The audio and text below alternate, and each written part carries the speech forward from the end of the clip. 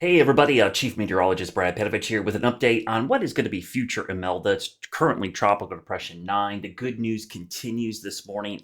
The 11 a.m. advisory is going to come out. I can already tell you what's going to happen. This was the 5 a.m. advisory, or 8 a.m. really, the intermediate, but you could see this turn to the east, northeast. This will likely be even sharper. So don't be surprised if it shifts even further south than east because all of the guidance, all of it, not even one out crazy model is coming back west. Everything is shifting off to the east, which is a really, really good sign. That's going to keep everything away from us. I'll even show you what it looks like with all this, what we call the super ensembles, right? You could see all of them are even south and east of the current track from the Hurricane Center. So they're likely going to make an adjustment.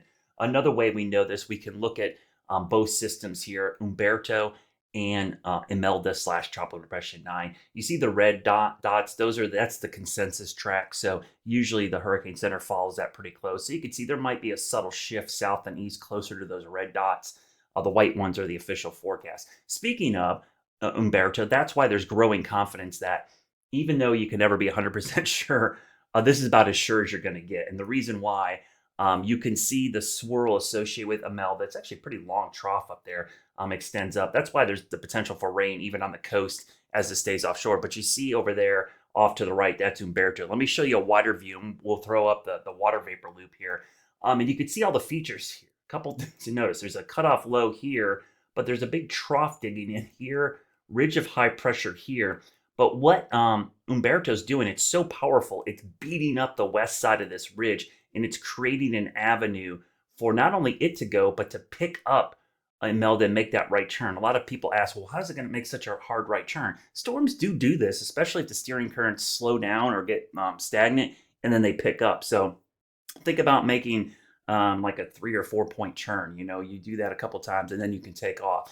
When it makes this turn, it's going to be because of this trough digging in from the north and west. This is going to come down, eventually kicking it out. But also, Umberto has given us high confidence that we've got this weakness developing so it can get picked up as well. And you see that reflected in a lot of the forecasts. That's why you see kind of them mingling. They might do Fujiwara here in the North Atlantic, but if you look at some of these, they're a little bit off-centered here. So this is Tuesday and Friday. So they're not going to be super close together, but they are going to influence each other. And Umberto is a big reason why this storm is pushing off to the north and east. So that's a look at the track. Let's look at that rainfall. Again, not crazy amounts of rain. We're getting to the point now where some folks might not see much rain at all. And I know that's not a good thing.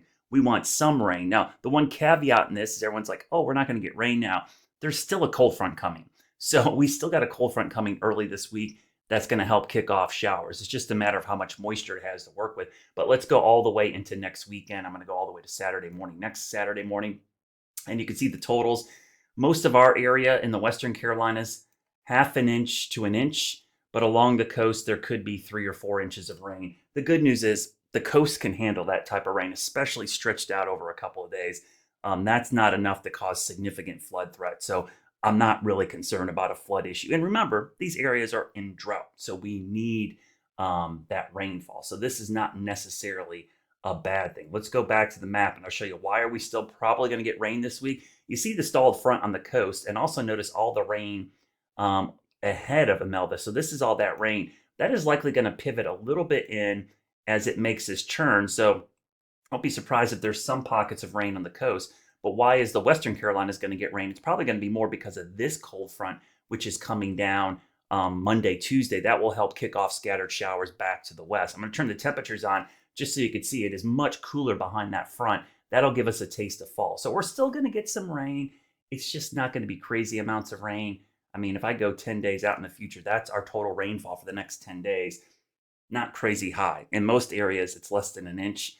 We need an inch of rain per 7 days. So the good news, Imelda is not going to be an issue for us. Impacts are going to be minimal to none. I'll post the 11 a.m. advisory when it comes out, but expect it to be even further south and east and away from the coast, probably something like that. So just a heads up, that is coming up at 11 a.m.